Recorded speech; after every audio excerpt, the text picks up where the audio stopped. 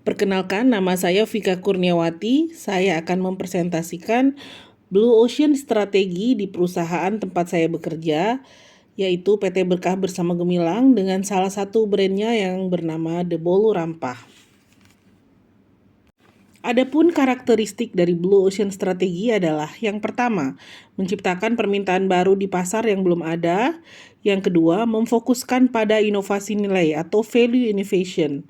Yang ketiga, menggabungkan diferensiasi dan efisiensi biaya. Yang keempat adalah membuat persaingan menjadi tidak relevan. Adapun tools utama dalam Blue Ocean Strategi adalah yang pertama ada strategi kanvas untuk memetakan posisi kompetitif saat ini. Yang kedua ada IRRC Grid, Eliminate, Reduce, Raise, dan Create untuk merumuskan langkah-langkah value innovation. Yang ketiga ada SIGPAD Framework untuk mencari peluang inovasi di luar batas pasar konvensional. Penerapan pada The Bolu Rampah yaitu yang pertama menciptakan samudera biru dengan menggabungkan kekayaan budaya lokal dan inovasi produk modern yang belum disentuh oleh pesaing manapun. Yang kedua, tidak terjebak di perang harga oleh kompetitor kue modern atau tradisional, melainkan menciptakan identitas unik berbasis rempah dan sejarah lokal. Yang ketiga, inovasi nilai dilakukan lewat storytelling budaya, kolaborasi lokal, dan pengemasan yang estetik namun tetap terjangkau. Yang keempat, membangun pasar baru, misalnya menyasar diaspora Bugis Makassar dan corporate sebagai target oleh-oleh edisi premium. Strategi kanvas adalah alat visual yang membandingkan faktor-faktor kunci dari brand dengan kompetitor di industri yang sama. Berikut ini adalah strategi kanvas The Bolu Rampah terhadap dua jenis kompetitor utama, yaitu toko kue modern dan penjual kue tradisional lokal. Dalam menentukan pilihan toko kue oleh-oleh di Makassar, mempertimbangkan berbagai faktor kompetitif.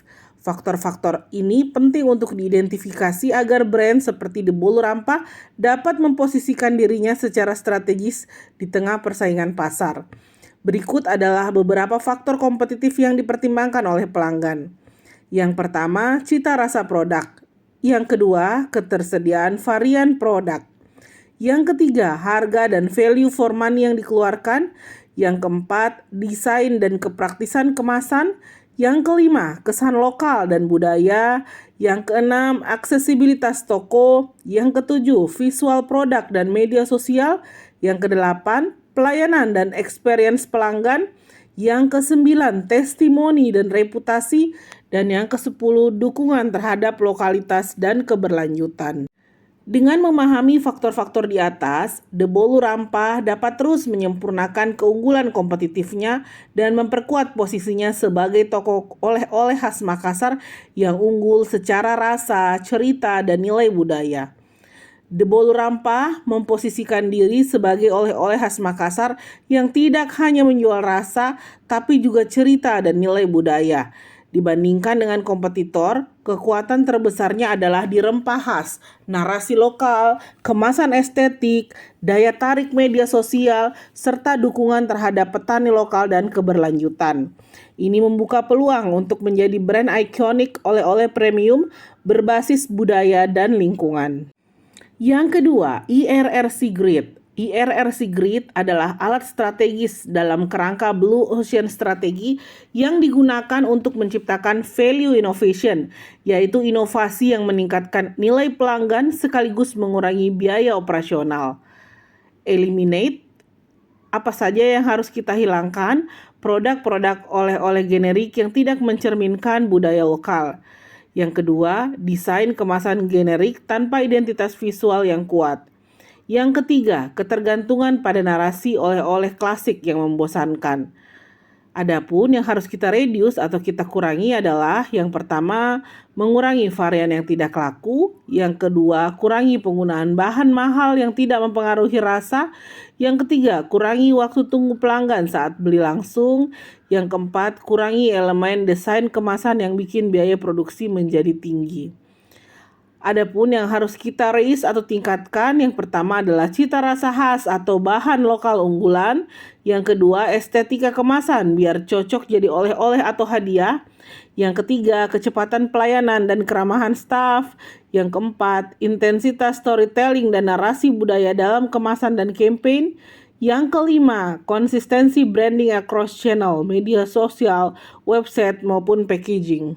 Adapun yang harus kita create atau tingkatkan yaitu yang pertama produk dengan varian rasa yang khas, yang kedua konten storytelling sejarah dan budaya lokal dalam bentuk video dokumenter mini, yang ketiga kemasan sustainable dan eksklusif untuk gift dan hampers korporasi, yang keempat kolaborasi dengan seniman lokal, petani dan UMKM untuk produk edisi terbatas.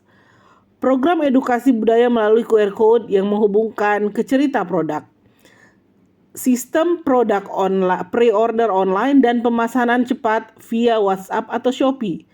Yang berikutnya, pengalaman beli yang memorable yang berisikan tester, welcome drink, aroma ruangan, dan juga packaging yang cantik.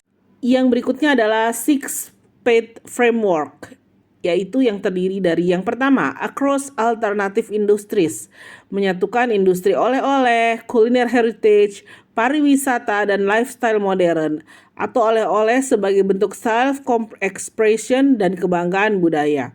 Yang kedua adalah across strategic group, tidak hanya menyasar wisatawan, tapi juga lokal yang bangga dengan identitas budaya, diaspora Bugis Makassar hingga ekspatriat.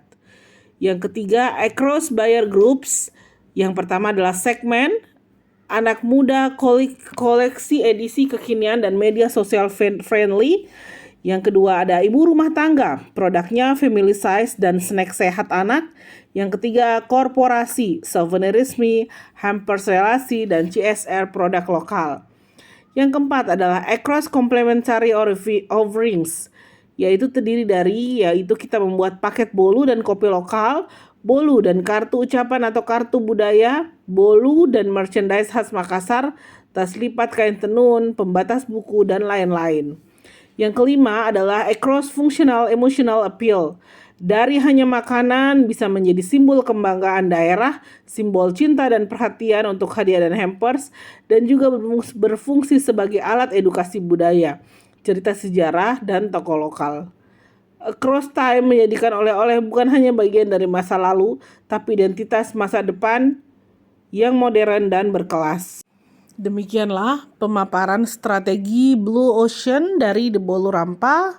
Sekian dan terima kasih. Salam entrepreneur.